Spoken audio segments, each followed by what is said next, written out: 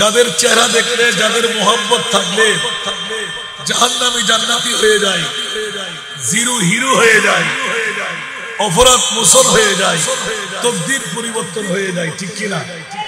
আরো জোরে বলতে হবে। সাথে সাথে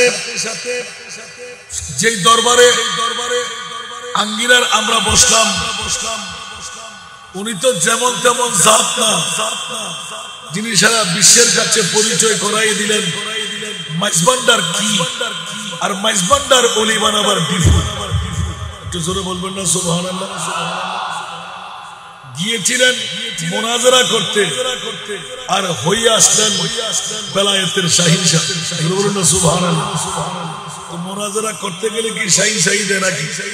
তাহলে বোঝা গেল অলিরা বলি বিশেন আছে। অলি চিনতে গেলে আরেকজন বেলায়েতের বলির দরকার, ঠিক না? সেই জন্য মাইজভান্ডার বুঝার জন্য মাইজভান্ডারি চোখ দরকার, ঠিক কিনা বাবারা? মাইজভান্ডারি চোখ ব্যতীত এক মাইজভান্ডার চিনা যায়? অনেকেই অনেক ধারা নিয়ে মাইজভান্ডার শরীফ চাই, যেভাবে ধারা নিয়ে যায় সেভাবে সে ফেরতই আসে। আর মাইজভান্ডারি চোখ নিয়ে যে যায় তাকে হারি ফেরত আসতে হয় না। আমার ঈমান বলে, সেজন্য আমার কসিদার মধ্যে যে আমি পঙ্কুক্তি লিখেছিলাম, মাইজভান্ডারের মিলন ময়দান, ওলি আল্লাহর বীজ তলা, মাইজভান্ডারের মিলন ময়দান, ওলি আল্লাহর বীজ তলা, শেরে খুদা আলির সদকা দে ও হযরত কিবলা, শেরে খুদা আলির সদকা দে ও বাবা জানে কিবলা, মদিনার গোলামি, মদিনার গোলামি আমায় দে ও হযরত কিবলা, মদিনার গোলামি। স্বর্ণ চাঁদি রূপা চাই না, চরণ তুলি এই কামনা, ঠিক না? আরো জোরে। স্বর্ণ চাঁদি রূপা চাই না, চরণ তুলি এই কামনা, ভাঙ্গা তকদির, ভাঙ্গা তকদির জোড়া লাগাই দে ও হযরত কিবলা, ভাঙ্গা তকদির জোড়া লাগাই দে ও বাবা জানে কিবলা, মদিনার গোলামি,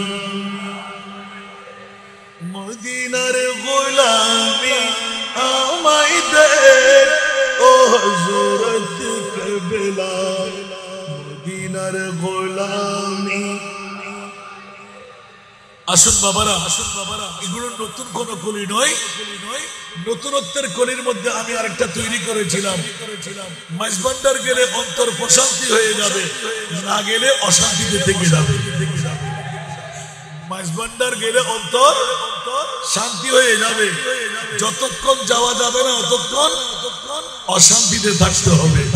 মন শান্তি বানাইছে, মন চাইলে আমার মাইজভান্ডার যাওয়া দরকার। সুবহানাল্লাহ বলেন না?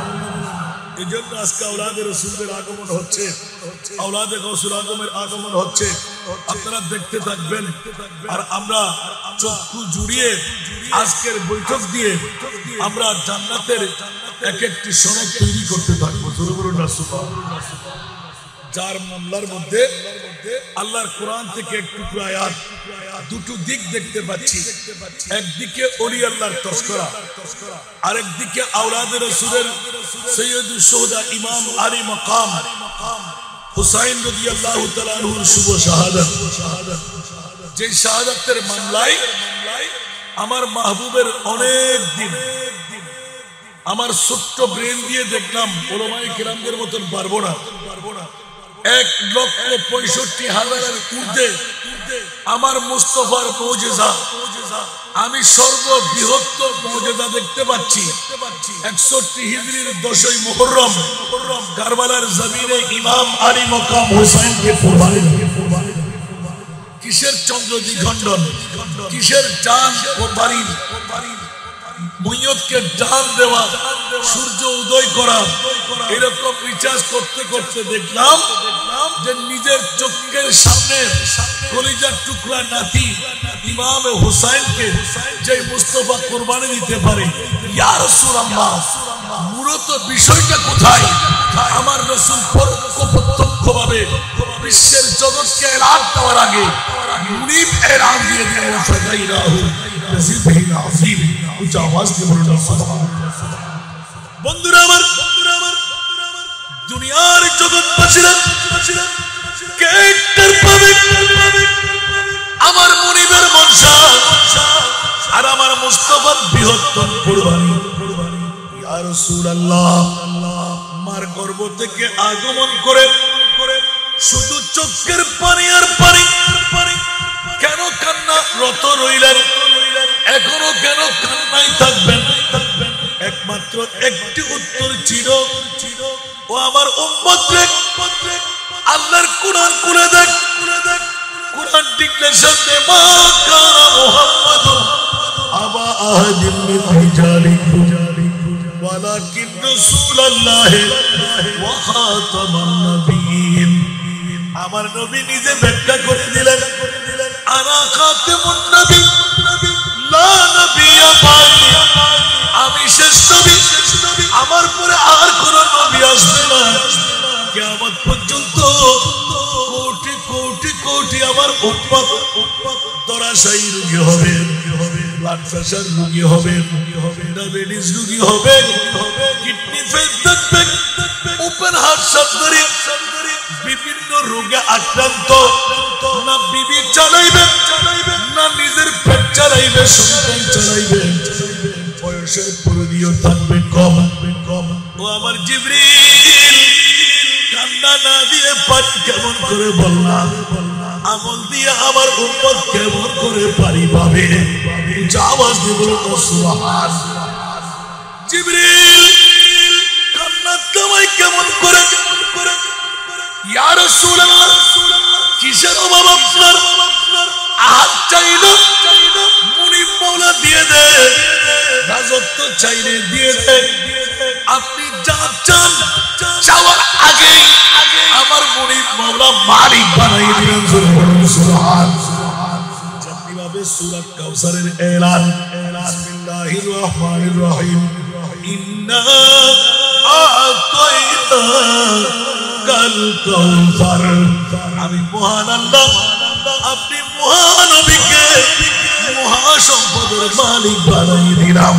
উচ্চ আওয়াজ দিয়ে বলুন সুবহানাল্লাহ। মামলায় আলা হযরত এত কণ্ঠে কলম জাত করলেন, খালেকে কুল নে আপকো মালিক কুল বনা দিয়া, খালেকে কুল নে আপকো মালিক কুল বনা দিয়া, दोनों जहां दे दिए आपकी इख्तियारों में।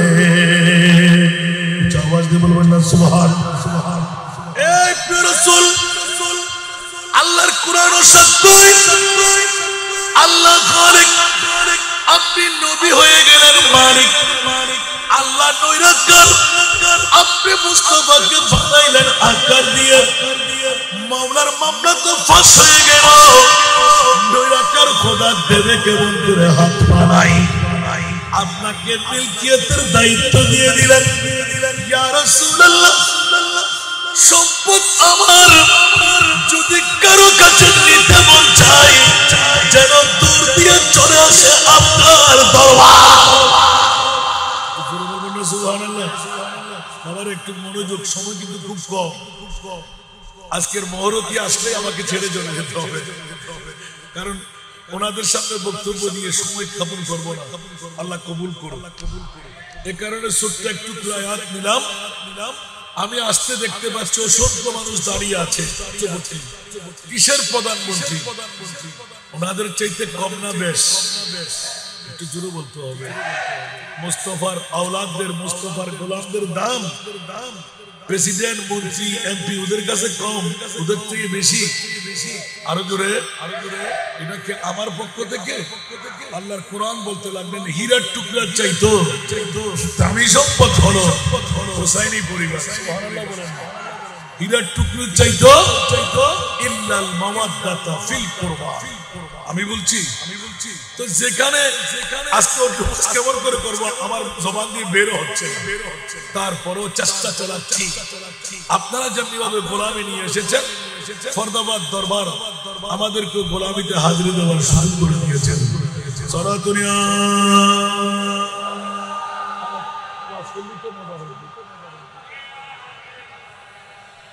সরাতুনিয়া রাসূলুল্লাহ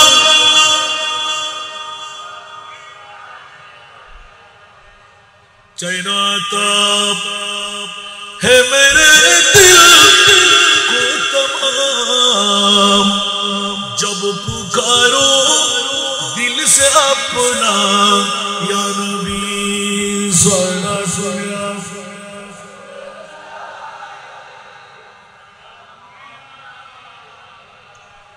मुयस्सर हो अगर सैरे मदीना तू दिखलावो आका को ये सीना सलास दुनिया।